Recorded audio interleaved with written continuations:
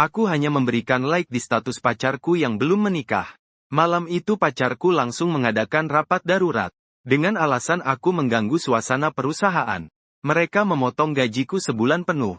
Sebagai kompensasi kerugian mental untuk asisten kecil. Semua orang menatapku dengan penuh simpati. Mereka kira aku akan marah dan membuat onar. Tapi aku hanya dengan tenang membereskan barang-barang di mejaku. Lalu menyerahkan surat pengunduran diri di hadapannya. Menyiksa rekan kerja. Hanya memotong gaji. Bagaimana memotongnya? Aku mengajukan pengunduran diri sendiri. Kakak Senzu. Bagaimana kamu bisa mengundurkan diri hanya karena hal kecil seperti ini? Kamu sudah bekerja di perusahaan ini selama begitu lama. Selain itu Pak Lin biasanya sangat baik padamu. Kamu mengundurkan diri di saat yang sangat genting ini. Buat orang lain jadi bagaimana menilai dia? Pak Lin, silakan kembali membujuk kakak Chen Zhou. Bujuk apa coba? Doakan saja. Kalau dia ingin pergi, biarkan saja dia pergi. Aku bertindak dengan benar dan jujur. Tak takut orang berkata aku menyelesaikan pekerjaan lalu pergi begitu saja. Tidak perlu serah terima. Kalau mau cabut, pergilah sekarang juga. Keluar sendiri. Tidak ada kompensasi. Dia tidak bisa memberiku pagi hari. Kata Lin Qianyu, kinerja perusahaan buruk. Gaji saya harus dipotong. Aku bahkan khawatir dia stres. Segera hubungi Gu Shiqi. Mengatur pinjaman 500.000. Ingin memberikannya kepadanya. Melihat momen bersama Zhou Yanshu di lingkaran teman. Aku baru tersadar. Porsche ini adalah hadiah yang baru saja Lin Qianyu berikan kepada Zhou Yanshu hari ini. Aku sudah bersama dia selama 10 tahun.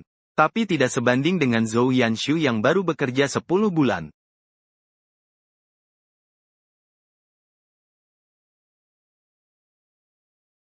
Kamu ya, Chen Zhou Ge. Kenapa kamu berhenti mendadak? Ah, sangat disayangkan. Ini adalah Lu Chen Zhou yang baru dipilih oleh Bos Lin. Baru saja di garasi. Aku melihat kamu menatap mobil Yansu. Jujurlah, apakah itu disengaja? Tahu kalau Yansu sengaja mengerem mendadak di belakangmu sebagai balas dendam. Lagi-lagi begitu. Tidak membedakan siapa benar dan salah. Menyalahkan aku begitu saja. Itu semua sudah cukup. Bos Lin, jangan salahkan Chen Zhouge lagi. Dia kehilangan pekerjaan karena aku. Marah padaku juga wajar. Pada akhirnya semuanya salahku. Seandainya aku bisa lebih memperhatikan. Ini bukan urusanmu. Jangan bawa semua masalah ke dirimu sendiri. Bisakah kamu belajar dari Yansu? Sedikit lebih bertanggung jawab. Orang lain tahu bagaimana bersikap rendah hati. Kamu sudah bekerja bertahun-tahun tapi masih bisa sebegitu kekanak-kanakan dan sombong? Gu Chenzu, aku punya harapan yang terlalu tinggi padamu. Makanya aku jadi tegas. Kenapa kamu gak bisa mengerti niat baikku? Aku akan menarik kembali surat pengunduran diriku. Pikirkan baik-baik. Minta maaflah pada Yansu. Selain itu, kecelakaan tabrakan belakang ini sepenuhnya kesalahanmu. Berapapun ganti rugi yang harus dibayar, kamu transfer ke rekening Yansu. Siapa yang bertanggung jawab atas kecelakaan tabrakan belakang ini? Cek sendiri. Kalau tidak bisa, lapor polisi saja. Aku harus pergi dulu ya. Jangan sesal. Melepaskan tangan sekarang adalah keputusan yang tepat. Kalau harus memilih, sungguh. Bagaimana dengan Lin Qianyu? Dulu Gu Shizi berjanji akan memberiku perlakuan yang lebih baik. Tapi untuk membalas budi penyelamatan Lin Qianyu, aku menolak dan membantu perusahaannya tumbuh besar. Bersamanya selama bertahun-tahun. Sudah cukup untuk membalas budi baiknya. Tidak perlu lagi menyiksa diri sendiri. Aku bisa memutuskan sendiri. Jika cinta mengerti harga janji, Arena permainan dulunya aku juga pernah membawanya ke sana. Tapi dia menganggapku kekanak-kanakan dan membosankan. Bukan dia membenci kekanak-kanakan. Hanya saja dia membenciku saja. Besok aku akan lihat pesan di grup. Apakah kamu sudah melihatnya? Pesan apa? Tidak ada, hanya pesan pekerjaan. Salah kirim ke grup. Mobil Yansu sudah diperbaiki. Mobilmu sudah diperbaiki? Mobil rusak seperti itu tidak ada gunanya diperbaiki. Sebelumnya mobil ini juga sudah pernah banyak tergores. Aku bilang ingin memperbaikinya. Dia juga bilang hal yang sama tadi. Maksudmu apa sih? Aku tahu kamu masih marah soal urusan perusahaan. Tapi Yansu waktu ini memang bekerja dengan baik. Aku memberikan mobil itu supaya bisa mempertahankan talenta seperti dia. Kamu adalah pacarku. Nanti kita akan menikah. Bukankah perusahaan itu milikmu juga? Kenapa harus ambil pusing soal ini? Aku tidak ingin rekan kerja pikir aku memihakimu. Kemampuan kerja Zhou Yanshu sangat buruk. Mempertahankan dia bahkan tidak sebaik mempertahankan anjing. Sebenarnya aku juga ada niat sendiri. Aku ingin kamu beristirahat dulu untuk sementara waktu. Memikirkan soal pernikahan kita. Kapan kamu berencana melamarku? Aku sudah melamar berkali-kali. Setiap kali dia menolak. Setiap kali tidak senang. Dia selalu memakai pernikahan untuk membuatku tenang. Aku ini pacarnya atau anjing yang dipermainkan olehnya. Jangan marah lagi. Tidak seperti orang yang mencintaiku. Tolong jangan benci aku nanti. Aku masih ada urusan keluar. Aku pergi ganti baju dulu. Baik, Tuan Lu. Kamu jangan menyesal. Aku sudah ganti baju dan pergi melihat rumah yang akan disewa. Setelah memastikan tidak ada masalah, aku langsung membayar uang sewa. Lalu aku menghubungi agen properti lagi. Ingin mempercayakan mereka untuk menjual rumah itu. Rumah saat ini tidak akan aku sentuh seumur hidup. Tuan Lu, untuk menjual rumah, Nona Lin harus hadir sendiri. Atau menandatangani surat kuasa. Aku mengerti, aku akan berkomunikasi dengannya. Siapkan dokumennya dulu lalu aku akan menghubungi kalian lagi. Oke. Kami selalu menunggu kabar dari Anda. Jangan takut. Biarkan waktu yang akan memberikan kita jawaban. Aku akan kembali malam ini. Ada sesuatu yang ingin aku bicarakan denganmu. Ada apa? Aku sedang sibuk. Nanti kita bicarakan lagi. Kamu bilang dorong aku, jadi aku dorong. Sekarang kamu bilang aku harus kembali. Kalau begitu aku kembali. Lu Chenzu, apa aku berutang padamu? Apakah ini sikapmu saat minta maaf padaku? Maafkan aku. Aku salah. Tunggu saja. Aku sudah menghubungi Gu Shiqi untuk tanda tangan kontrak. Gu Shiqi sangat bersemangat. Sampai-sampai mengadakan pesta perayaan khusus untukku. Selamat, Shiqi. Terima kasih. Aku pergi ke kamar mandi dulu. Sepertinya kamu minum terlalu banyak hari ini. Aku benar-benar tidak berani denganmu. Bos Lin, kapan kamu putus dengan Chen Zhou? Aku setiap hari melihat kamu bersama dia. Kamu tahu betapa sedihnya aku? Apakah kamu masih lebih menyukainya? Di hatiku, bagaimana dia bisa mengalahkan kamu? Hanya saja sekarang perusahaan sudah besar. Takut orang lain berkata seenaknya. Yang akan mempengaruhimu. Tunggu sebentar lagi. Tidak akan lama kok. Ternyata begitu. Aku memang tahu Pak Lin yang paling mencintaiku.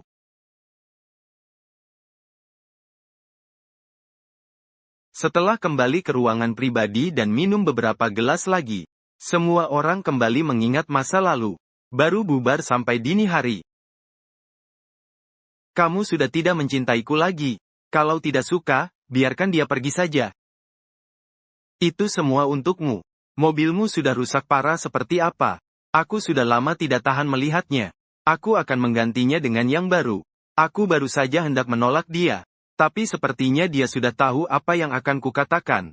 Aku dengar Lin Qianyu memberi mobil pada pegawai baru di perusahaan kalian. Dengan kemampuan buruknya saja dia bisa mengendarai mobil bagus. Tentu saja kamu tidak boleh kalah darinya. Ngomong-ngomong, barang yang dibuat pegawai baru kalian itu. Aku sudah lihat, tiap kali gayanya beda-beda. Jelas-jelas itu plagiat. Tidak tahu bagaimana bisa tetap di perusahaan itu. Dengan bujukan Gu Shiqi, akhirnya aku menerima kunci mobil itu. Dan mengucapkan terima kasih kepadanya. Kami berdua mengobrol sebentar lagi. Lalu masing-masing memanggil sopir pengganti dan pergi. Kupikir Lin Qianyu belum pulang pada jam ini. Tapi saat pintu kamar terbuka, aku melihat Lin Qianyu sudah duduk di sofa ruang tamu. Kamu pergi kemana? Bukankah kita sudah janji bertemu? Kamu tahu sudah berapa lama aku menunggu? Aku menatap Lin Qianyu. Hatiku merasa aneh. Namun dalam pikiranku tiba-tiba terlintas. Gambaran dia dan Zhou Yanshu berpelukan di hotel. Perutku terasa mual. Biasanya dia dan Zhou Yanshu keluar bertemu. Baru kembali jam 3 atau 4 pagi. Pulihnya pagi begini benar-benar aneh. Terjatuh. Kamu juga minum alkohol. Bukankah sudah bilang saat aku tidak ada? Kamu tidak minum alkohol. Maksud dari kata-kata itu adalah, aku hanya boleh minum saat menemani dia urusan bisnis. Haha, kamu marah karena aku keluar dengan Zhou Yanshu? Ya. Kamu tidak ingin aku makan berdua dengan dia? Langsung saja katakan. Perlukah minum sebanyak itu? Kamu pikir berlebihan? Aku minum tidak ada hubungannya dengan kalian. Lihat ini. Ini semacam surat jaminan ya. Aku kasih tahu duluan. Sekarang minta maaf padaku sudah terlambat. Aku sangat marah karena kejadian siang tadi. Jangan kira dengan trik kecil ini, aku akan memaafkanmu. Sebelumnya membuatnya marah untuk menebusnya. Untuk mendapatkan hatinya. Saya pernah menulis surat jaminan dengan tangan sendiri. Sekarang kalau dipikir-pikir, harga diri waktu itu jelas saya serahkan sendiri. Biar dia lihat kebaikannya. Nanti tidak akan terjadi lagi. Ini bukan surat jaminan. Ini adalah sebuah kejutan. Tuan Ren. Barusan saya mengemudi tanpa sengaja menabrak orang. Apa yang harus saya lakukan? Kirimkan lokasinya padaku. Aku akan segera ke sana dulu untuk mengurus urusanku. Aku duluan ya. Dan dokumen ini perlu tanda tangan. Lumayan mendesak. Lu Chenzu. Bisakah kamu punya sedikit empati? Dia di sebelah sana lebih terburu-buru daripada kamu. Penampilanmu yang sedang cemburu ini benar-benar tidak pantas. Bagaimana kalian bisa memukul orang? Pak Lin Ross. Jangan buru-buru. Aku akan segera datang untuk menyelesaikan ini. Kalau begitu kamu tidak lihat dulu apa yang kamu tanda tangani? Kejutan yang bisa kamu berikan tak lain hanya beberapa kontrak kecil. Asal kamu yakin dengan klausul kontrak semacam ini, tidak masalah. Lu Chenzu. Aku tahu kamu sudah melihat semuanya di luar ruang VIP, kan? Tapi kamu pastinya juga sudah tahu. Hati Lin Qianyu condong ke aku. Cukup dengan satu telepon dariku, dia langsung tak sabar untuk menemui aku. Lebih baik kamu mundur saja sejak awal. Kalau tidak, nanti malah jadi tidak enak dilihat semua orang. Baiklah, selamat. Tapi kalau suatu hari Lin Qianyu mulai bosan padamu, ingatlah untuk tahu diri mundur sendiri. Saat matahari terbit, aku mengirimkan surat kuasa bertanda tangan dan berisi uang receh kepada agen. Sore harinya sudah ada orang yang datang melihat rumah. Kliennya sangat tegas. Setelah melihat rumah malam itu juga dia memutuskan untuk membuat janji menandatangani kontrak denganku. Bos Lin, tindakanmu seperti ini tidak benar. Aku akan mengajarimu hahaha. Buat lebih tipis sedikit lagi. Biasanya aku sedikit lebih dekat dengannya. Dia selalu merasa tidak nyaman. Dia bilang tidak nyaman dengan lawan jenis. Tapi sekarang sepertinya dia tidak nyaman dengan aku. Kenapa kamu kembali sekarang? Maaf ya, kakak Chen Zhou. Aku sedang memanggil Bos Lin. Bagaimana cara mencuci sayurnya? Jangan salah paham ya. Kalau begitu kalian lanjut dulu. Aku masuk rumah duluan. Om Yan hari ini ulang tahun, dia ingin merayakannya bersama kita. Makanya aku bawa dia ke sini. Kalau begitu kalian bahagia saja. Kamarnya terlihat jauh lebih kosong dibanding terakhir kali aku datang. Kelihatannya kamu memang nurut. Siap untuk mundur ya? Produk jadi, aku sedang bicara sama kamu. Kamu tuli ya? Kenapa begitu banyak perhatian? Lagi pula kamu juga tidak akan bisa tinggal di sini. Tidak sempat bicara ada apa? Maaf dari hati. Bos Lin, aku lagi bikin saudara Chen Zhou marah. Sebenarnya aku berpikir ulang tahun aku, supaya semua orang bisa makan kue. Jadi aku bawa kue untuk saudara Chen Zhou. Tapi aku tidak menyangka dia tidak suka Chen Zhou. Aku kira kamu sudah belajar jadi pintar. Ternyata kamu tetap seperti dulu. Cepat minta maaf sama Paman Yan. Kalau tidak, suami yang cemburuan seperti kamu, aku juga tidak berani punya. Mending kita putus saja langsung. Beberapa hari ini kamu kelihatan menyembunyikan sesuatu. Mungkin sedang menyiapkan urusan pernikahan ya? Aku tahu kamu juga tidak mau putus. Kalau kamu sekarang tidak minta maaf sama Yan Suo, aku setuju putus. Katakan apa, bukannya mau putus? Aku setuju, Gu Chenzu. Kamu gila. Kamu cuma gara-gara hal kecil mau ribut putus sama aku. Putus bukan yang dia inginkan, kan? Aku sudah janji padanya.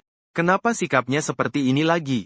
Pak Ning, ini Chen Zhou sendiri yang mengajukan putus. Sudahlah, tutup mulut. Ini urusan kita, kamu nggak usah ikut campur. Maaf. Aku bukan bermaksud begitu. Kamu keluar dulu, tunggu aku. Tentang urusan kita, aku nggak mau melibatkanmu. Kakimu terluka. Kenapa nggak bilang dari tadi? Aku pergi ambil plester. Dia lagi mau mengalihkan pembicaraan lagi. Setiap kali membahas hal yang dia nggak mau dengar. Dia selalu pakai dalih peduli padaku untuk menghentikan obrolan. Plesternya mana? Aku ingat sebelumnya ada. Lu Chenzu. Barang-barang di kamarmu kenapa bisa berkurang banyak banget? Aku jual rumah itu. Sudah dapat pembeli. Nanti 2 hari lagi serah terima rumah. Besok kamu juga cari orang pindahin barangnya ya. Jangan macam-macam. Rumah itu juga punya bagian aku. Kalau aku nggak tanda tangan, mana mungkin kamu bisa jual? Sudahlah, Lu Chenzong. Aku tahu kamu marah. Aku akan membuat Paman Yan pergi sekarang. Jangan ribut lagi. Sudah cukup kan? Di bawah ada kontrak penugasanmu. Agen bilang dengan penugasan ini sudah bisa. Oh iya. Penugasan ini ditandatangani hari Zhou Yuanshu mengemudi dalam keadaan mabuk. Kamu pasti masih ingat kan? Kalau tidak ingat juga tidak apa-apa. Tetap memiliki kekuatan hukum. Ayah, tanpa izinku. Siapa yang menyuruhmu menjual rumah itu? Tidak boleh diberikan ke perusahaanku. Aku tidak mau sepeser pun. Tapi rumah ini dulunya aku yang bayar lunas. Aku mengatur harusnya sangat wajar. Apalagi, aku ingat kamu sebelumnya di pinggiran kota juga sudah beli rumah baru untuk Zhou Yanshu. Kamu juga bukan tanpa tempat tinggal. Bisa pindah ke sana. Secara emosional dan rasional, aku menjual rumah tidak ada masalah. Rumah itu adalah hadiah yang ingin aku berikan untukmu. Bukan hadiah untuk Zhou Yanshu. Menuliskan namanya. Hanya ingin membuat dia merasa memiliki tempat. Kalau kamu keberatan, nanti aku coret namanya boleh kan? Kita sudah bersama bertahun-tahun. Bagaimana mungkin bilang putus lalu langsung putus? Lu Chenzu, aku tahu kamu sedang marah sekarang. Kamu tenang dulu, ya. Kita bicarakan ini besok saja. Cintai aku. Kebahagiaan dan kehangatan itu malah membuatnya kecewa. Aku sebenarnya mau memanggilmu sebentar lagi. Rumah sudah kubersihkan semua. Sengaja juga ku desinfeksi. Dia bisa ingat jelas kalau Zhou Yanshu tidak suka daging kambing. Tapi tidak ingat aku pernah tak sengaja makan itu. Dan alergi parah sampai harus dirawat di rumah sakit. Ini baru saja aku buat. Coba kamu cicipi. Aku alergi keju. Aku akan buat ulang. Jangan lakukan hal sia-sia itu lagi. Putus secara baik-baik. Akan lebih baik untuk kita berdua. Suami istri tidak menyimpan dendam semalam. Lu Chenzu, aku sudah menurunkan ego melakukan hal-hal ini. Kenapa kamu masih harus begitu pilih-pilih? Setiap hari sibuk urusan perusahaan. Salah ingat hal kecil itu sangat wajar, kan? Putus juga hal yang wajar bagi kita. Lin Qianyu akhirnya marah besar dan membanting pintu pergi. Itulah awal pertengkaran dingin antara dia dan aku. Aku menghela napas dengan tak berdaya. Akhirnya saya tetap meminta bantuan petugas kebersihan untuk membersihkan. Sambil menyimpan semua barang Lin Qianyu. Dan mengirimkannya ke alamatnya di pinggiran kota. Rumah itu berhasil diserahkan sesuai waktu yang disepakati. Lin Qianyu juga mulai sering memposting foto bersama dia dan Zhou Yanshu di Pengyukuan. Selama ini saya sibuk mengurus urusan masuk kerja. Ketika baru sadar, di ponsel ada beberapa pesan yang sangat diperhatikan. Saya tahu dia sengaja ingin menyebalkan. Saya baru saja hendak keluar dari layar itu. Tapi tanpa sengaja saya menekan suka pada salah satu postingan di Pengyukuan. Takut akan menimbulkan masalah lagi. Saya segera membatalkannya lagi. Hari itu aku dan Gu Shiqi sedang bersiap pergi ke Janji untuk membicarakan kontrak proyek. Tiba-tiba Lin Qianyu untuk pertama kalinya mengirimiku pesan. Isinya sebuah gambar. Aku membuka dengan penasaran. Yang terlihat jelas di depan mata adalah sebuah laporan tes kehamilan dengan nama Lin Qianyu tertulis. Cuma bercanda. Laporan itu palsu. Tapi coba tanyakan pada hatimu sendiri. Ketika melihat laporan tes kehamilan ini, apakah kamu benar-benar tidak merasa cemburu? Apakah kamu benar-benar bisa menerima aku mengandung anak orang lain? Karena kamu sudah punya pacar baru. Jangan lagi membicarakan hal-hal yang tidak ada batasannya. Nanti pacar barumu salah paham. Lu Chenzhou, terus pura-puralah. Aku ingin melihat sampai kapan kamu bisa pura-pura. Kalau bukan karena masih mencintaiku, kenapa kamu begitu perhatian padaku? Jangan kira aku tidak tahu kamu mengawasiku. Bahkan diam-diam memberi like. Selama ini aku dan Yansu tidak ada apa-apa. Dia mau bekerja sama denganku melakukan semua ini demi agar kita bisa bersama lagi. Demi menghormati dia, aku akan memberimu kesempatan terakhir. Tidak usah. Silakan para hadirin. Ini adalah Lu Chenzhou, pria yang akan bergabung dengan kita dalam beberapa bisnis ke depan. Dia akan ikut serta dalam semuanya. Dia adalah rekanku. Dan juga teman yang bisa kalian percaya. Ternyata dia adalah mitra kerja Tuan Gu. Senang bertemu, sudah lama dengar namanya. Tuan Gu tajam dalam memilih rekan kerja. Terlihat sekali. Apa kamu mungkin bermasalah dengan seseorang? Baru saja aku lihat kamu masuk daftar hitam industri. Daftar hitam tidak bisa kamu lihat sendiri. Aku tahu kamu bukan tipe orang seperti itu. Pasti ada orang yang sedang menjegalmu. Jangan khawatir. Aku akan segera menghapus namamu dari daftar itu. Baiklah. Terima kasih. Setelah acara selesai, Gusi mengundurkan diri untuk menelepon pacarnya di sebelah. Aku berdiri di depan pintu hotel menunggu sopir pengganti datang menjemput. Tidak lama menunggu. Aku mendengar suara dari belakang. Chen Zhou. Kenapa kamu di sini? Bos Lin, aku sudah tahu. Chen Zhou seharusnya datang mencarimu. Aku akan menghindar dulu. Kamu bukan orang asing. Ngapain menghindar? Bukankah kamu sudah bilang tidak mau kesempatan itu? Kalau begitu kenapa kamu masih datang ke sini? Tapi aku beritahu kamu. Sekarang baru benar-benar terlambat. Lu Chen Zhou, kamu sudah tidak punya kesempatan lagi. Aku datang makan bersama teman-temanku. Sudah siap berangkat. Haha, datang makan bersama teman-teman. Maaf ya, Senzu. Aku benar-benar tidak tahan. Tapi aku juga tidak menyangka kamu sekarang kehilangan pekerjaan. Malah mau boros datang ke hotel seperti ini makan bersama teman-teman. Chen Zhou, aku benar tidak menyangka kamu akan jadi seperti sekarang. Setelah meninggalkanku, kamu pasti tahu betapa sulitnya sekarang, kan? Sekarang menyesal, kan? Sepertinya dia belum tahu bahwa aku sudah mulai bekerja di perusahaan Gusici. Sebenarnya aku tidak ingin memaafkanmu, tapi bagaimanapun juga kita pernah berpacaran. Aku juga tidak sepenuhnya tanpa perasaan padamu. Apalagi kamu yang dengan sukarela menempuh perjalanan jauh ke sini. Aku akan memberimu satu kesempatan lagi. Kamu harus benar-benar memikirkan tentang Lin ini, ya. Memang kembali ke yang lama bukanlah hal yang baik. Kelihatannya mereka berdua belum berdiskusi dengan baik tentang masalah ini. Kau dengar itu? Lu Chenzu. Sebenarnya selama ini banyak teman yang menyarankan aku untuk tidak balikan denganmu. Agar aku berhenti sebelum rugi semakin besar. Mereka semua merasa kamu tidak pantas untukku. Tapi aku masih peduli dengan perasaan kita. Sekali lagi aku memaafkanmu. Aku benar-benar tidak tahu apa yang salah denganmu. Atau siapa yang kau percaya sampai akhirnya kamu yang mengajukan putus. Semua orang tahu betapa bahagianya kamu. Hanya kamu sendiri yang tidak tahu bagaimana menghargainya. Siapa mereka? Chen Zhou dan yang satu lagi? Mereka rekan kerja dulu, kebetulan ketemu saat Lin Qianyu mengajak aku keluar. Aku ingin memperkenalkan. Aku adalah pacarnya. Sering juga bilang aku rekan kerjanya. Ini temanku. Aku sudah bilang. Aku datang ke sini makan dengan teman-teman. Kelihatannya temanmu cukup kaya. Kerja apa dia? Di mana dia kerja? Kenapa cowok ini ngomong kayak gitu? Santai saja, nanti biasa juga. Jualan kecil-kecilan, nggak bisa disebut kaya. Sekarang bisnis sulit. Pasti cukup berat kerjaannya. Berjuang cari uang juga nggak boleh boros gitu.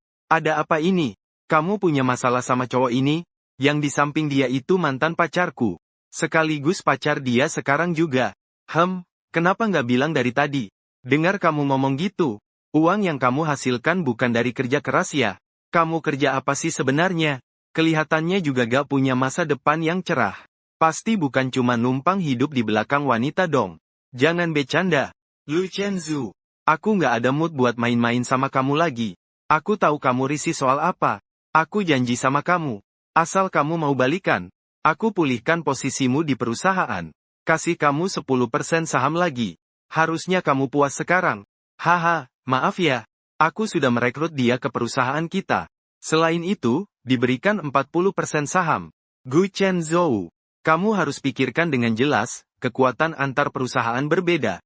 Hanya mengandalkan angka ini tidak berarti apa-apa. Dia jelas mengatakan gaji Gu Sici tidak sebesar dia.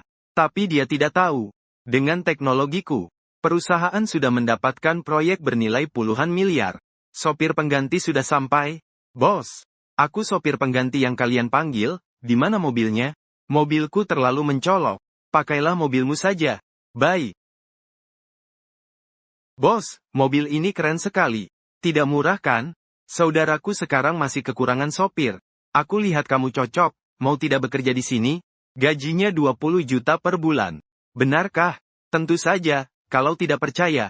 Sekarang aku kirim kontrak padamu ya. Aku janji akan bekerja dengan baik. Kamu benar-benar mau tanda tangan? Tentu saja. Sebenarnya sudah direncanakan dari awal. Kamu adalah pilar utama teknis kami. Nanti saat keluar bertukar pengalaman pasti harus minum alkohol. Tidak mungkin terus-terusan mencari sopir pengganti. Tapi apakah gajinya tidak terlalu tinggi juga? Harga ini sudah jauh melampaui harga pasar. Di pihak Lin Qianyu, gajiku juga hanya 15.000, tidak tinggi. Bagaimanapun juga, saat kamu mabuk, supir adalah orang yang mengendalikan hidupmu. Laporan tes dari sudut pandang saya. Sore ini, saya memperkirakan itu karena rangsangan dari kematian Gusi terakhir kali. Saya juga awalnya berpikir setelah kejadian ini, Lin Qianyu akan menyerah. Tapi saya benar-benar memutuskan. Tianyu tadi baru saja meneleponku. Dia seharusnya akan segera mencarimu. Apapun pilihanmu, aku akan mendukungnya. Tidak perlu ada kekhawatiran. Tentu aku masih berharap kamu tidak akan goyah. Hei Lu Chenzu, berhenti bercanda. Bisakah kita berdamai? Apakah dia sampai sekarang masih mengira aku sedang marah? Saya tadi baru saja menelepon Gu Shizi. Dia bilang jelas dia juga ingin kamu menemani dia memulai usaha bersama. Tapi kamu tetap dengan tegas memilih aku. Aku tidak pernah terpikir bahwa kamu telah mengorbankan begitu banyak untukku. Mengakui sejak Paman Ye datang ke perusahaan. Aku sepertinya telah menyakitimu banyak. Tapi kita sudah bersama selama 10 tahun dan sudah berbicara tentang pernikahan. Perasaan di antara kita. Apakah hanya karena 10 bulan ini akan berakhir? Ya, Kak Chen Zhou. Tolong maafkan Pak Lin. Saya sangat menyesal. Selama ini membuatmu salah paham. Tapi aku memang tidak ada maksud lain. Kalau kamu keberatan, besok aku akan mengundurkan diri. Nanti tidak akan pernah muncul di depanmu lagi. Berpisah, jadi bagaimana? Keluar dari pekerjaan, jadi bagaimana? Setelah itu, Zhou Yanshu akan menjadi cinta pertama yang tak bisa ia raih. Dengan waktu sebagai katalis dan pewarna, perasaan mereka hanya akan semakin indah. Lalu meledak di suatu titik, lebih hebat dari sekarang. Aku bisa setuju. Tapi ada satu syarat. Kamu bilang ingin setengah saham perusahaan atas namaku. Dan juga bagi aku setengahnya.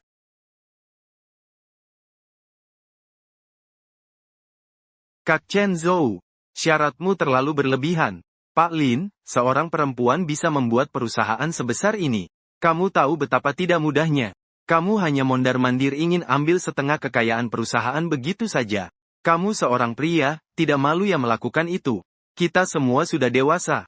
Seharusnya tahu, ada yang didapat pasti ada yang hilang. Kamu ingin dapat dengan lancar. Tapi juga tidak ingin kehilangan apa-apa. Keuntungan seperti itu.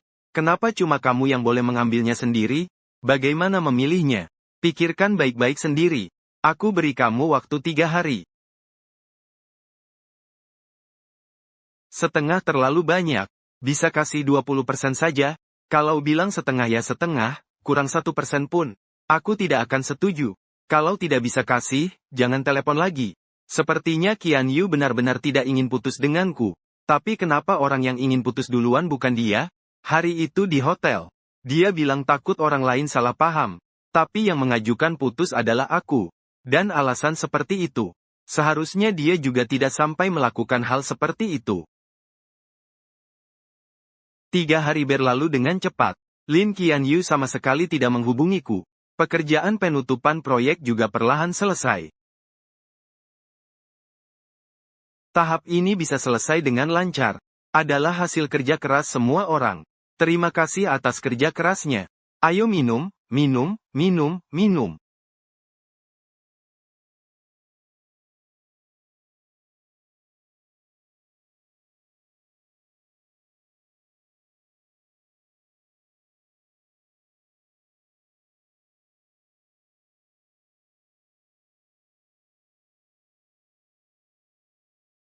Halo, apakah ini pacar Nona Lin?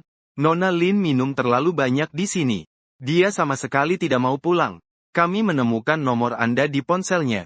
Takut terjadi sesuatu yang tidak diinginkan. Bisakah Anda datang menjemputnya? Maaf. Silakan cari orang lain saja. Nona Kelin bersikeras mengatakan Anda harus menjemputnya. Dia juga bilang jika sesuatu terjadi padanya. Jika Anda tidak datang, Anda adalah orang yang bertanggung jawab pertama. Kalau begitu kalian kirimkan lokasinya ke saya. 110 ya? Saya ingin melapor ke polisi di sini. Lokasinya di Jalan Jiangwan nomor 24. Ya, ada koordinat juga. Nanti saya kirimkan ke kalian. Ponsel saya disilen dan saya terlelap tidur. Ketika saya bangun lagi, saya menemukan bahwa Lin Qianyu telah telepon saya lebih dari 10 kali. Mengirim puluhan pesan. Mulai dari rasa terkejut, saya malah memilih untuk melapor polisi. Lalu berubah menjadi marah karena malu. Mencaci saya sebagai orang berhati dingin. Pikirannya hanya ada keuntungan. Tidak ada perasaan. Sampai akhirnya dia benar-benar hancur. Bertanya kepada saya kenapa memperlakukannya seperti itu. Saya hanya melakukan sedikit kesalahan yang semua orang mungkin akan lakukan. Tidak ada pengkhianatan nyata terhadapmu. Kenapa kamu tega sampai sejauh itu? Belum sempat saya membaca semua pesannya. Teleponnya kembali masuk. Walaupun saya menolak sekarang. Tapi kalau masalahnya tidak dijelaskan dengan jelas, dia pasti akan terus mengganggu. Berpikir seperti ini. Aku menekan tombol angkat telepon. Lu Chenzu merenungkan semuanya. Aku mengakui kamu menang. Aku tidak bisa melepaskan setengah sahamku untukmu. Harta milikku juga akan kuberikan setengah padamu. Kembalilah. Ini sudah hari kelima. Maafkan aku. Waktu 3 hari sudah lewat. Aku telah berubah pikiran. Lu Chenzu, kamu. Bagaimana bisa kamu jadi seperti ini? Dulu dia juga begitu. Seringkali mengambil bonus dan gajiku karena melewati tenggat waktu.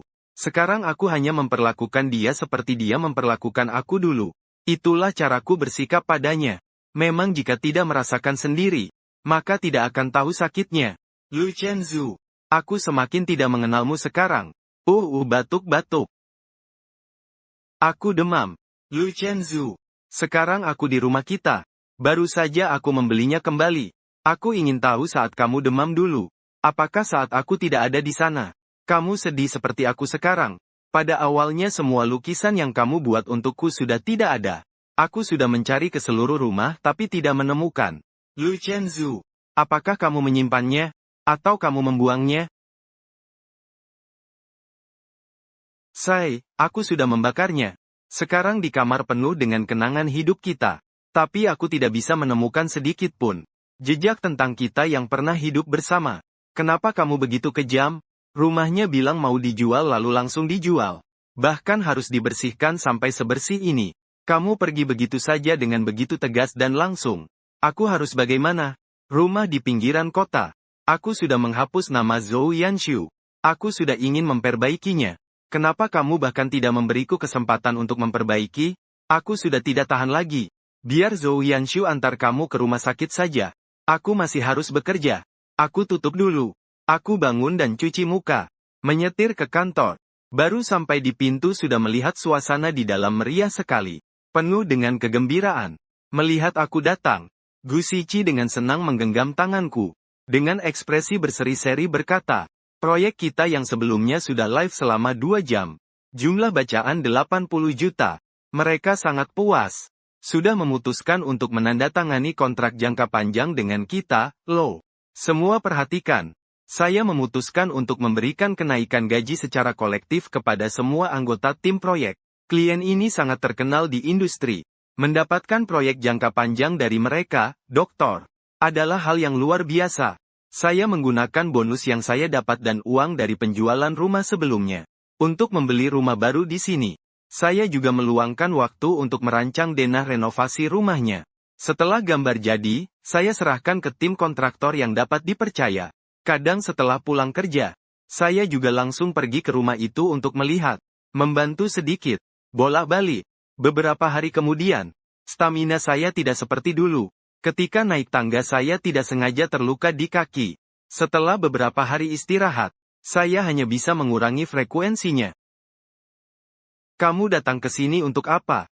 Saya ada hal yang ingin saya bicarakan denganmu. Ayo ngobrol di mobil. Saya dengar kamu beli rumah baru. Saya juga ingin melihatnya. Membantu kamu melihat-lihat. Tidak perlu. Langsung saja katakan di sini. Ini sebagai kompensasi untukmu. Aku mengakui selama 10 tahun ini aku berhutang banyak padamu. Baik itu di perusahaan maupun di keluarga. Kamu telah banyak berkorban. Tapi aku tidak segera membalasnya padamu. Ambillah kontrak ini. Anggap saja ini sebagai kompensasi 10 tahun itu dariku. Mulai sekarang aku juga tidak akan lagi merepotkanmu. Apakah ini benar taktik barunya? Atau apakah dia memang sudah benar-benar pasrah? Aku sudah bilang kalau tidak akan mengganggumu lagi, maka aku benar-benar tidak akan mengganggumu lagi.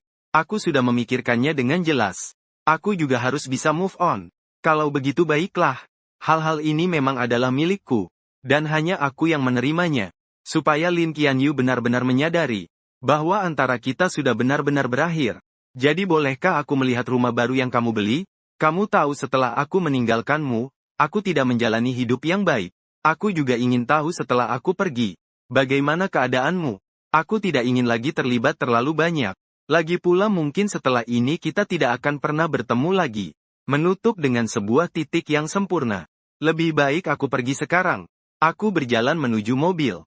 Tapi baru beberapa langkah. Lin Qianyu cepat berjalan ke hadapanku. Menggandengku menuju arah yang lain. Aku antar kamu saja. Kaki kamu 2 hari yang lalu baru saja terluka. Tidak nyaman untuk menyetir.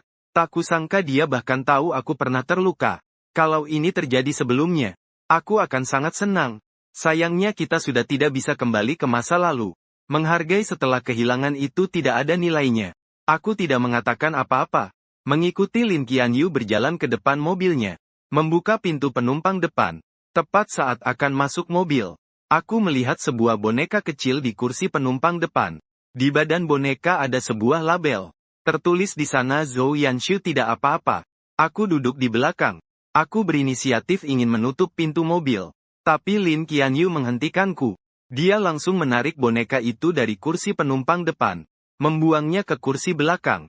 Gerakannya cepat dan tegas. Membuatku sejenak terkejut. Zhou Yanshu selalu suka memamerkan secara tersembunyi kasih sayang Lin Qianyu padanya. Entah memakai gelang yang bertuliskan kepala Lin Qianyu, atau meletakkan pajangan bertulis nama Lin Qianyu di kantornya. Dia berusaha keras membuatku cemburu, mau memaksaku untuk mundur. Awalnya aku tidak mengerti niatnya. Pernah bertengkar dengan Lin Qianyu, pernah ribut, bahkan suatu kali marah langsung melemparkan barang keluar. Tapi kali itu Lin Qianyu menamparku dengan keras. Aku hanya tidak ingin mengecewakan hatinya, itulah kenapa aku tetap di sini. Kamu cemburu sebesar itu buat apa? Kamu tahu tidak, sikap cemburu kecil-kecilan ini membuat orang merasa sangat kehilangan harga diri. Saat itu aku sangat frustrasi. Namun perlahan aku mulai mengerti. Sebenarnya itu memang tujuan Zhou Yanshu. Dia ingin dengan cara ini aku mau mundur sendiri. Kamu tidak perlu lakukan itu. Lagi pula sekarang kita memang sudah tidak ada hubungan lagi. Bahkan kalau orangnya ada di sini juga tidak masalah. Aku tahu kamu tidak akan percaya. Juga tahu apa yang ada di pikiranmu. Tapi aku bisa sangat jelas mengatakan padamu. Walaupun kita putus, aku tidak akan bersama Zhou Yanshu. Aku sudah bilang, aku tidak ada perasaan pada Zhou Yanshu. Hanya karena melihat dia membuatku teringat kamu yang dulu sendiri dan tak berdaya. Makanya aku membantu dia sebanyak itu. Berbicara hal ini sudah tidak ada artinya. Ayo pergi. Kata-katanya yang penuh pembelaan ini. Mungkin aku dulu akan percaya. Tapi apakah dia lupa? Saat payung bernama belas kasihan itu miring ke arah Zhou Yanshu. Sekarang aku juga seperti dulu yang sendiri dan tak berdaya. Aku siap membiarkan Zhou Yanshu merasa nyaman. Seperti setelah kegelapan. Pimpinan Lin, bukankah Anda sakit? Kenapa bisa ada di sini? Aku menoleh kembali. Kebetulan melihat Zhou Yanshu yang berdiri terpaku tidak jauh dari situ. Ekspresinya terkejut. Juga agak terluka. Aku mengangkat alis. Kata-katanya tadi jelas hanya harapannya sendiri. Tapi hatinya jelas tidak berpikir seperti itu. Melihat itu aku merasa lucu. Kenapa kamu datang? 2 hari lalu kamu sakit parah. Aku sangat khawatir. Lalu membuat sedikit bubur. Ingin terus merawatmu. Tapi saat baru sampai di bawah gedungmu, aku melihatmu mengendarai mobil. Entah kemana kamu pergi. Aku khawatir. Makanya aku mengikutimu. Tapi sekarang sepertinya aku tidak dibutuhkan. Pimpinan Lin, Aku mengerti. Aku juga berharap kamu bisa rujuk dengan kakak Chen Zhou. Kamu berbuat baik padanya memang seharusnya. Ini aku yang tidak dewasa. Kalau begitu kalian lanjut dulu. Aku duluan, kamu juga pulang dulu ya. Untuk pesta malam, aku akan menyuruh orang membersihkan. Tidak usah. Pimpinan Lin, kamu tidak perlu khawatir tentang aku. Aku sudah bukan anak kecil yang butuh perhatianmu lagi. Beberapa waktu lalu saat kamu sakit, aku merawatmu selama beberapa hari. Tahu harus bagaimana merapikan. Mengenai ekspresi wajah Lin Qianyu saat dirawat, jelas ada sedikit rasa bersalah. Tetapi dia tetap dengan paksa mengalihkan pandangannya. Ayo naik mobil. Aku akan mengendarai sendiri saja. Pergilah merawat dia. Kita sudah putus. Tidak perlu lagi berpura-pura di depanku. Kalian putus. Kenapa? Apakah kakak Chen Zhou masih marah padaku? Apakah karena aku datang? Bukan saatnya, itu bukan urusanmu. Kita berpisah dengan damai. Aku sudah bilang akan mengantarmu ke sana. Hari ini apapun yang terjadi, aku akan menepati janjiku. Yanshu, ada apa denganmu? Tunggu aku di kamar baru. Setelah mengantarnya ke rumah sakit aku akan mencari kamu. Yang penting antar dia ke rumah sakit dulu. Setelah mengatakan itu, dia mengantar Zhou Yanshu masuk. Lalu duduk di kursi pengemudi mobil. Melihat mobil melaju dengan cepat, hatiku tetap tenang. Namun aku sangat tahu, Zhou Yanshu sedang berpura-pura. Tapi itu tidak ada hubungannya dengan aku. Saya sedang berencana mengemudi ke rumah baru. Tiba-tiba menerima telepon dari Gu Shizi. Halo Chen Zhou, ada perjalanan dinas mendadak. Kamu harus segera pergi ke bandara. Proyek kedua begitu diluncurkan, langsung menjadi viral di seluruh internet. Sekarang beberapa perusahaan asing juga ingin bekerja sama dengan kita. Gu Shiqi ingin saya menemani dia dalam perjalanan dinas mendadak. Saya tanpa ragu langsung menyetujuinya. Langsung membalikkan mobil dan menuju bandara. Gu Shiqi dan saya sibuk hingga hanya tidur 4 jam sehari. Untungnya usaha itu akhirnya membuahkan hasil. Setelah rapat selesai, penerjemah memberitahu kami, rencana sangat lengkap. Mereka setuju untuk bekerja sama dengan kami. Kami senang dan saling berpelukan. Malam itu kami akhirnya bisa tidur dengan nyenyak. Beberapa hari ini belum sempat melihat pesan. Dan tepat pada saat itu, saya baru melihat Lin Qianyu mengirim banyak pesan. Dan melakukan banyak panggilan telepon. Saat saya baru tiba di luar negeri waktu itu, Lin Qianyu memberitahu saya bahwa dia sudah sampai di bawah rumah baru. Bertanya mengapa saya tidak ada di sana. Saya tidak menyangka dia benar-benar akan mencariku.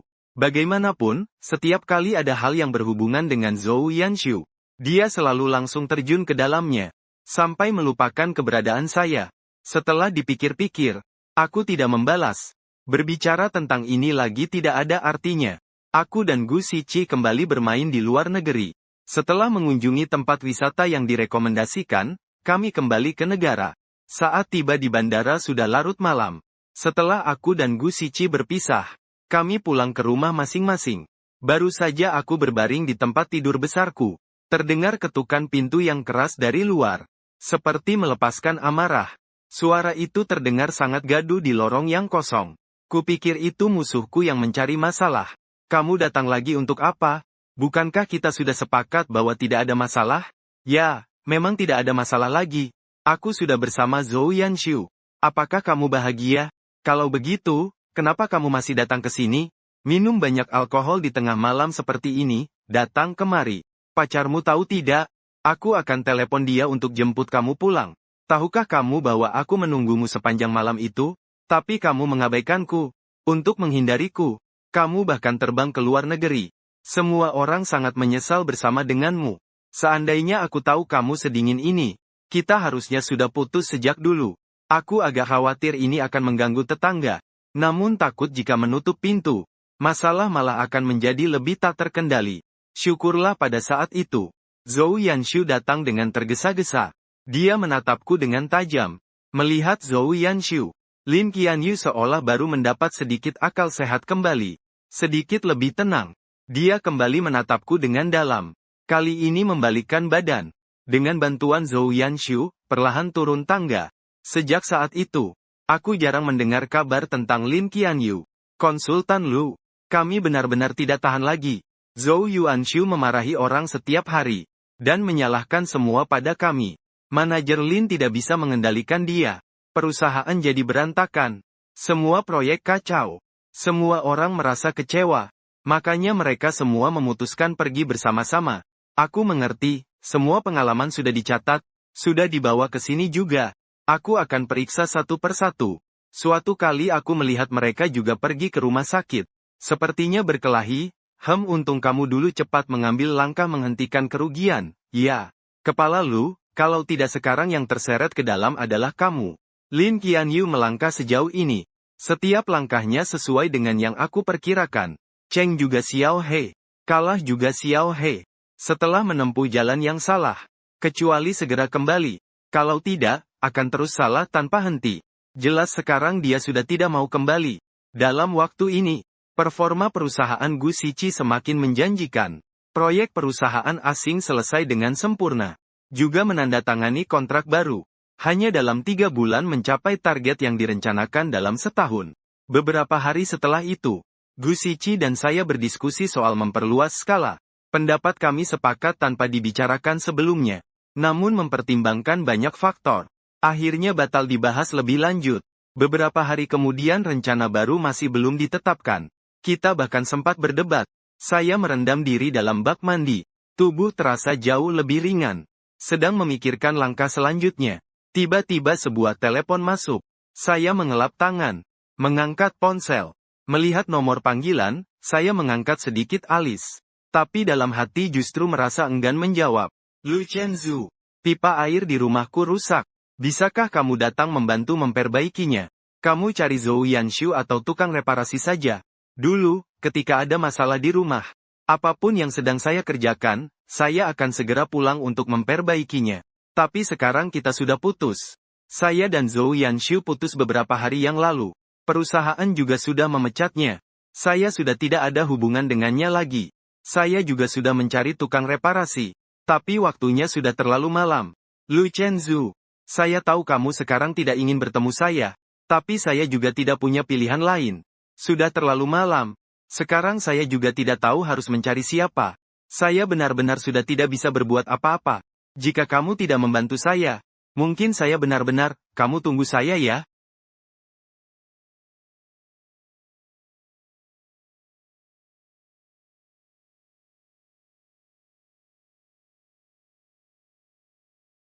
Kawasan pemukiman ini tahan airnya cukup bagus. Semoga kita tidak perlu khawatir akan banjir ke lantai bawah. Kamu hanya perlu membersihkan air yang tergenang itu. Di hatimu masih ada saya. Benarkah? Kalau tidak, kamu juga tidak akan datang ke sini. Maafkan saya. Dulu kesalahan ada pada saya. Saya sudah mengerti kesalahan saya sekarang. Bagaimana kalau kita kembali ke masa lalu? Kamu salah paham. Saya bukan datang untuk menjadi relawan. Biaya perbaikannya 100. Apakah kamu lebih cepat bayar lewat Alipay atau WeChat? Sampai langit mulai gelap. Matahari terbenam dengan terpaksa. Aku tahu kamu sudah terlalu banyak memberi cinta. Sekarang sudah beres. Suara jangkrik dan cahaya bulan malam. Sudah beres. Hatimu tidak ada di sini. Aku tidak peduli lagi padanya. Langsung meninggalkan kompleks. Saat keluar rumah, aku bertemu kucing liar. Aku membawa 100.000 ke supermarket di sebelah. Membeli sepotong ham dan meletakkannya di depannya. Baru kemudian aku mengemudi pulang. Dengan cepat aku mengerti. Lin Qianyu juga melepaskan proyek itu sebulan setelah diluncurkan. Aku menerima surat tuntutan dari perusahaannya. Isi tuntutannya adalah aku mencuri dokumen rahasia perusahaan. Buktinya juga lengkap. Selain bukti kertas dan beberapa catatan transfer uang, ada juga sebuah video. Itu direkam pada hari aku memperbaiki pipa air untuk Lin Qianyu. Video itu sudah diedit. Hanya terlihat aku sedang mencari alat di dalam kamar. Lin Qianyu mengambilnya secara sepihak. Mengatakan aku saat itu sedang mencari dokumen rahasia. Video entah siapa yang mengunggahnya ke internet. Menjadi bahan perbincangan heboh. Proyek itu sebenarnya sangat populer. Banyak orang yang sudah tidak suka justru senang melihat ini. Menyebarluaskan secara besar-besaran. Beberapa orang yang hanya menjadi penonton tidak mengerti apa-apa. Tetapi ketika seseorang menemukan dengan cara manusia jaringan, saya pindah dari Lin Qianyu ke perusahaan Gu Shiqi setelahnya. Dan setelah melihat perbandingan perkembangan perusahaan Gu Shiqi dan Lin Qianyu, 1 tahun yang lalu, mereka juga mempercayai saya. Perihal mencuri rahasia inti, mereka pun ikut-ikutan mengecam dengan keras. Bahkan ada yang mengusulkan untuk memboikot kami. Saya dibawa ke kantor polisi. Saat bertemu dengan Lin Qianyu yang menjadi penggugat, saya melihat tatapan menghindar di matanya ketika memandang saya. Saya sudah mengerti dalam hati. Mungkin kamu tidak benar-benar berpisah dengan Zhou Yanshu, ya? Orang yang mencuri rahasia hingga hampir membuat perusahaan bangkrut. Sebenarnya adalah Zhou Yanshu. Hari itu kamu bohong padaku, mengatakan pipa air bocor. Sebenarnya hanyalah untuk membuatku menjadi bagian dari rencanamu. Aku tidak tergesa-gesa. Lahirnya, mengungkapkan dugaan sendiri. Aku juga tidak ingin seperti ini. Yanshu masih muda. Kesempatannya masih banyak. Tidak bisa hanya karena satu kesalahan dia, dihancurkan begitu saja. Lalu aku bagaimana? Aku bersamamu selama 9 tahun. Membantumu begitu banyak. Apakah kamu bisa dengan tenang menghancurkan aku begitu saja? Lin Qianyu, kau benar-benar tidak ingat bagaimana aku menarikmu keluar dari lumpur itu, kan? Dia berasal dari pegunungan. Di keluarganya lebih menghargai anak laki-laki daripada perempuan. Setiap kali dia melakukan sedikit kesalahan, dia akan dipukuli oleh orang tuanya. Dia dengan susah payah berhasil masuk universitas. Namun harus dipaksa kembali ke rumah untuk menikah. Seminggu kemudian sidang berlangsung sesuai jadwal. Saat kebebasan itu, dia menangis memelukku dan berkata, mulai sekarang kita harus saling bergantung. Dia berhak memiliki kehendak untuk mencintai siapapun. Bahkan jika itu berarti meninggalkanku demi orang lain. Aku tidak menyalahkannya. Tapi aku tidak bisa menerima. Meski aku sudah membantunya begitu banyak, dia malah menginjakku ke dalam jurang karena kesalahan orang lain. Aku masih menyimpan sedikit harapan terakhir. Melihat tatapan dinginnya yang lama keluar dari bibir merahnya. Anggaplah aku yang salah padamu. Setelah berkata seperti itu, dia tak bicara lagi. Berbalik dan pergi. Melihat sosoknya yang semakin jauh. Segala cinta terakhirku padanya lenyap sama sekali. Dia tidak tahu bahwa orang yang akan terjatuh ke jurang selanjutnya adalah dia. Bukan aku. Karena perusahaan Gu Shiqi sudah dikenal luas. Ditambah lagi kejadian ini menjadi besar. Sidang kali ini disiarkan langsung secara online. Pengacara Lin Qianyu mengajukan semua bukti yang ada. Sangat menekan. Dengan kata-kata yang tersirat menjebak saya. Lin Qianyu duduk di sampingnya tanpa berkata sepatah kata pun. Bahkan tidak berani menatapku. Sedangkan Zhou Yanshu yang duduk di kursi penonton menatapku dengan pandangan. Kembali seperti semula, penuh kesombongan dan tantangan. Seolah yakin aku akan kalah. Namun ketika Gu Shiqi mengeluarkan bukti yang sudah disiapkan satu persatu, keduanya terpana tak berkutik. Pada waktu yang sama Gu Shiqi juga mengeluarkan sebuah rekaman suara. Di dalamnya jelas terdengar percakapan antara Lin Qianyu dan Zhou Yanshu. Semua orang di ruangan itu tahu. Rencana licik mereka. Semua tahu. Zhou Yanshu demi uang mengkhianati rahasia perusahaan. Yang menyebabkan perusahaan tidak hanya kehilangan kesempatan berkembang, tapi juga terpaksa menanggung denda pelanggaran yang sangat besar. Dalam rekaman itu Zhou Yanshu menangis terseduh-seduh. Bos Lin, aku masih muda. Selain itu perutmu sudah mengandung anakku. Apakah kau benar-benar ingin melihat anak kita lahir tanpa ayah? Aku tahu aku salah. Pukul aku. Maki aku, apapun itu. Bunuh aku juga boleh. Tapi tolong jangan tinggalkan aku. Kemudian dari gagang telepon terdengar suara tamparan. Aku lebih condong mempercayai Zhou Yanshu. Memegang pergelangan tangan Lin Qianyu dan memukul wajahnya sendiri. Bagaimanapun juga, tipu muslihat seperti ini sudah sangat dikuasainya. Zhou Yanshu duduk di bangku penonton. Seluruh ruangan penuh dengan bisik-bisik menatap kedua orang itu. Banyak orang yang menonton siaran langsung juga ikut memaki. Aku menatap Lin Qianyu. Dia tampaknya sudah lama menduga akan ada hasil seperti ini. Wajahnya hanya terlihat pucat. Tidak melakukan tindakan yang terlalu berlebihan. Hakim menatap Lin Qianyu dan bertanya. Apakah dia mengonfirmasi keaslian rekaman itu? Apakah ada bahan pembantah? Semua orang menatapnya. Menunggu tindakan selanjutnya. Mata Zhou Yanshu merah seperti darah. Meminta Lin Qianyu meluruskan fakta. Memintanya mengatakan rekaman itu palsu. Namun Lin Qianyu hanya berdiri. Pelan-pelan berjalan ke depan Zhou Yanshu. Petugas melihat emosinya sangat tenang. Tidak banyak yang menghalanginya. Zhou Yanshu mengira dia ingin berdiskusi strategi dengannya dan merasa lega. Wajahnya juga terlihat jauh lebih bersemangat. Menurunkan suara. Qian Yu, cepat cari cara untuk meluruskan. Katakan kepada mereka. Rekaman itu palsu. Kau harus lebih rasional. Seperti sebelumnya. Kau dan Kak Chen Zhou sudah putus. Jangan sungkan. Kata-katanya belum selesai. Lin Qian Yu tiba-tiba mengangkat tangan. Dan menamparnya dengan keras. Rekaman itu nyata. Aku mengakui aku dengan sengaja memfitnah Lu Chenzu demi membantu Zhou Yanshu.